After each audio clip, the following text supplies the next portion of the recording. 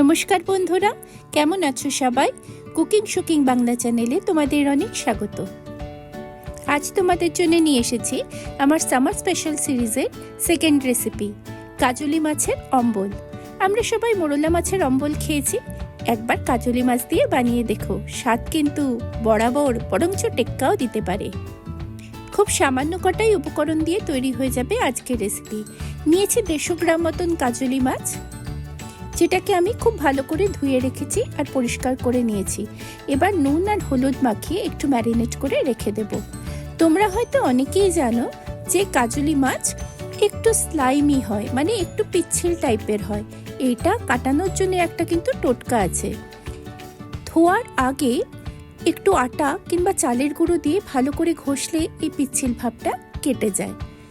তারপর খুব ভালো করে জল দিয়ে ধুয়ে নেবে, দেখবে একদম সাদা রূপোর মতন ঝকঝকে হয়ে গেছে কাজলি মাছগুলো। একবার ট্রাই করে দেখো। মাছগুলোতে নুন হলুদ মাখানো হয়ে গেছে। এবার দেখে নি আর কি লাগবে। একটা কাঁচা আম সরু সরু ফালি করে আমি এভাবে কেটে নিয়েছি। এই আমটা মাঝারি সাইজের ছিল বলে আমি একটা আমি ইউজ করেছি। ফোড়নের জন্য লাগবে 1/2 চা চামচ সর্ষে আর 2টো শুকনো লঙ্কা। আর আমি নিয়েছি 2 টেবিল চামচ মতো চিনি। আম কতটা টক তার উপর কিন্তু এই চিনির পরিমাপটা ডিপেন্ড করে। একটা কড়াইতে দিয়ে দিচ্ছি 3 টেবিল চামচ মতন সর্ষের তেল। এই রান্নাটা আমি সর্ষের তেল দিয়ে করব, কিন্তু তোমরা চাইলে সাদা তেল দিয়েও করতে পারো। তেলটা খুব গরম হয়ে গেলে আঁচটা কমিয়ে অল্প কয়েকটা মাছ প্রথমে ছেড়ে দিচ্ছি। কাজলি মাছের একটু টেন্ডেন্সি থাকে কড়াইতে লেগে যাওয়ার, এই জন্য একটু ভালো ননস্টিক কড়াইতে রান্না করলে এই চাপটা আমাদের একটু কম থাকে। কিন্তু ননস্টিক কড়াই না থাকলে কি করবে? তেলটা ভালো করে গরম করে আগে অল্প কটা মাছ ছেড়ে দেখে নেবে যে সব ঠিকঠাক আছে কিনা। যদি সব ঠিক থাকে তাহলে বাকি মাছগুলো একবারে ছেড়ে দেবে, কিন্তু খুন্তি দিয়ে একটু আলাদা আলাদা করে দিও, নয়তো একটার গায়ে একটা লেগে যাবে। এই রেসিপিটার জন্য আমি কিন্তু মাছটাকে খুব বেশি কড়া করে ভাজবো না। মাছটা যতক্ষণ ভাজা হচ্ছে 1 টেবিল চামচ জলে 1/2 চা চামচ মতন হলুদ আমি একটু গুলে রেখে দিলাম। এতে করে হলুদটা যখন তেলে ছাড়বো ওটা পুড়ে যাবে না। সব মাছগুলো আমার ভাজা হয়ে গেছে, বেশি কড়া করে কিন্তু আমি মাছগুলো ভাজিনি।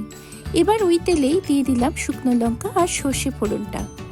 ফোড়নটা থেকে খুব সুন্দর গন্ধ বেরোলে আর সর্ষেটা যখন ফটফট করে ফুটে উঠবে তখন ছেড়ে দেব কাঁচা আমগুলো। কাঁচা আমগুলো হালকা হাতে ঢাকা দিয়ে দিয়ে ভালো করে ভেজে নিতে হবে। মাছের টক কিন্তু খুব ঐতিহ্যবাহী একটা রেসিপি। অনেক রকমের রেসিপি আমাদের রান্নাঘরে ঠাঁই পেয়েছে, বিভিন্ন দেশের বাইরের।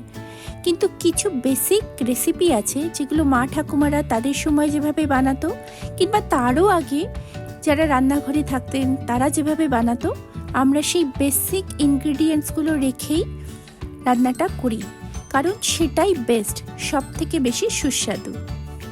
দেখো, তোমাদের সাথে গল্প করতে করতে আমগুলো ভাজাও হয়ে গেছে। এবার দিয়ে দেব ওই গুলে রাখা হলুদ আর স্বাদ মতো নুন। হলুদ থেকে কাঁচা গন্ধ চলে গেলে দিয়ে দেব পরিমাপ মতো জল।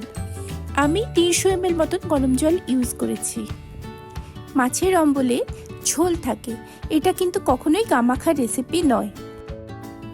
300 ml যে গরম জলটা আমি দিলাম তাতে মাছ ও আমগুলো ভালোভাবে সেদ্ধ হয়ে যাবে আর আমাদের প্রয়োজন মতো ঝোলও থাকবে। মিনিট 1.5-2 মধ্যেই ঝোলটা ভালো করে ফুটে উঠবে আর আমগুলোও সেদ্ধ হয়ে যাবে। এই অবস্থায় দাঁড়িয়ে আমি একটু ঝোলটা টেস্ট করে নেব যে আমটা কীরকম টক, সেই বুঝে ওই যে 2 টেবিল চামচ আমি চিনি তুলে রেখেছিলাম সেটা দিয়ে দেব। প্রয়োজনে আরেকটু বেশি দেব বা কম দেব, সেটা একদম নিজস্ব টেস্টের উপর। আমার এখানে 2 টেবিল চামচ মতনই চিনি লেগেছে। চিনিটা গলে গেলে আস্তে আস্তে খুব আলতো হাতে মাছগুলো ছেড়ে দেব। কাজলি মাছ কিন্তু খুব নরম মাছ, বেশি ঘাটাঘাটি করলে কিন্তু ভেঙে যাবে। রান্না একেবারে শেষের পর্যায়ে কাজলি মাছগুলো ছেড়ে দিয়ে ঢাকা দিয়ে হাই ফ্লেমে 1 মিনিট রাখলেই তৈরি আমাদের কাজলি মাছের অম্বল। যে যার নিজস্ব স্বাদ অনুযায়ী গরম কিংবা ঠান্ডা ভাতের সাথে একদম শেষ পাতে এনজয় করো লোভনীয় এই রেসিপি। আর কেমন লাগলো আমাকে জানাতে কিন্তু ভুলো না প্লিজ। কেমন লাগলো বন্ধুরা সামার সিরিজের দ্বিতীয় এই রেসিপিটি? অবশ্যই আমাকে কমেন্ট করে জানিও।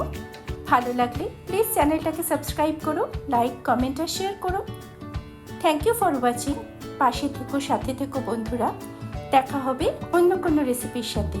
ততদিন ভালো থেকো, সুস্থ থেকো, সাবধানে থেকো।